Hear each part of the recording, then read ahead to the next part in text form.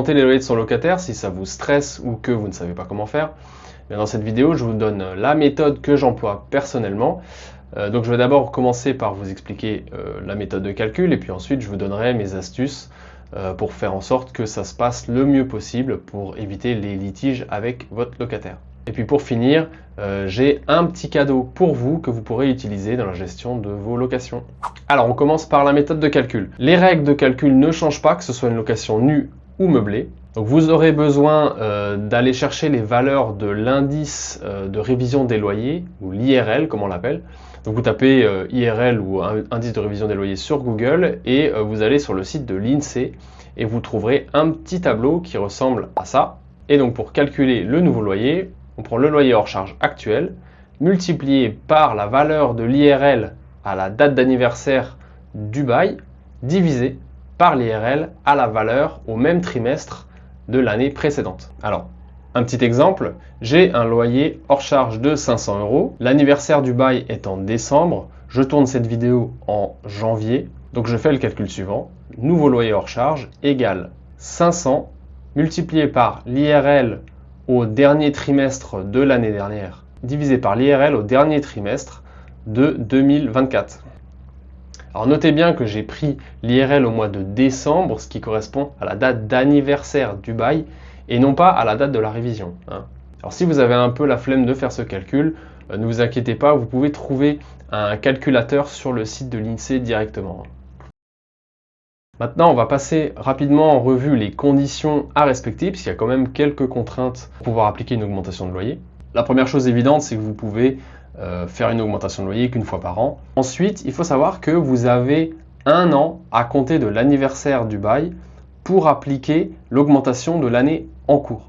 Donc si vous n'appliquez pas cette augmentation, elle est perdue. Donc au moment où vous appliquez une augmentation, vous n'avez pas le droit de rattraper des augmentations des années passées. Si vous n'appliquez pas une augmentation une année donnée, elle est perdue.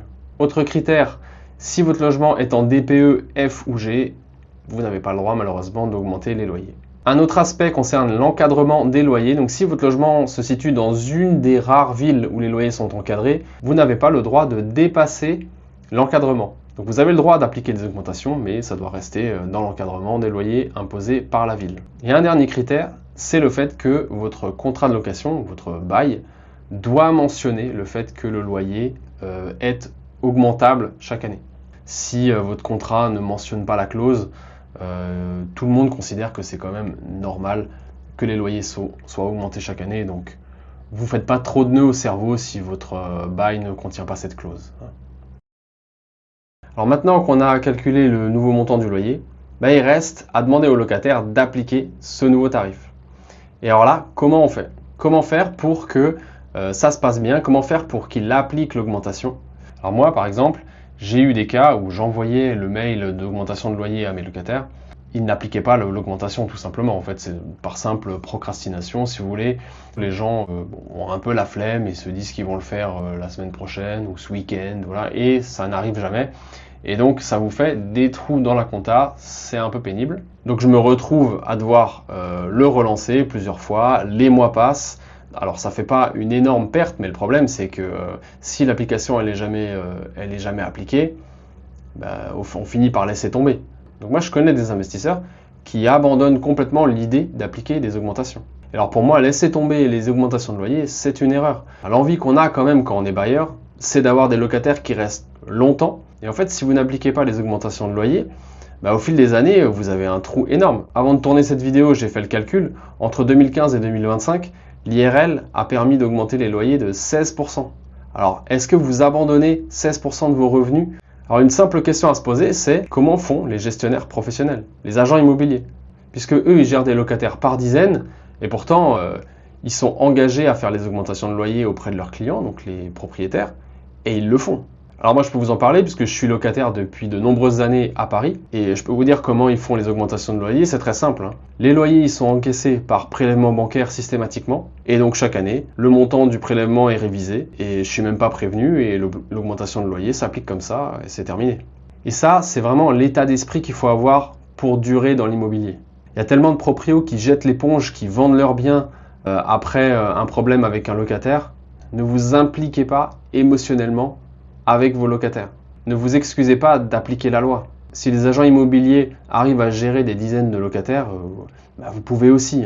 C'est pas si compliqué que ça. Et donc, une chose à faire si vous voulez faire comme un pro, c'est de mettre en place des prélèvements bancaires avec vos locataires. Les prélèvements bancaires. Faites des prélèvements bancaires avec vos locataires. Vous avez tout intérêt à le faire pour plein de raisons. L'augmentation de loyer, c'est seulement un aspect. Alors, il se trouve que si vous gérez votre bien en tant que particulier, malheureusement, votre banque ne vous permettra pas de mettre en place des prélèvements bancaires. En fait, il se trouve que le prélèvement SEPA, c'est un outil bancaire qui est accessible seulement aux entreprises. Mais heureusement, j'ai une solution à vous proposer, puisque justement, pour répondre à ce problème, j'ai créé le service SEPA Wizard qui vous permet de faire des prélèvements bancaires avec vos locataires en tant que particulier. C'est un service que j'ai imaginé pour vous. C'est un outil qui se veut le plus simple possible pour simplement faire des prélèvements bancaires. Ça vous permet de signer en ligne des mandats SEPA avec vos locataires et de piloter les prélèvements des loyers ou des régularisations de charges par exemple. Et donc je vous invite à venir découvrir SEPA Wizard. Le lien est en description bien évidemment. Et je termine cette vidéo par le petit cadeau que je vous avais promis. Il s'agit d'un outil gratuit pour calculer les augmentations de loyer et pour générer l'email ou la lettre que vous envoyez à votre locataire. Donc le lien est en description. Sur ce, gérez bien vos biens et à bientôt.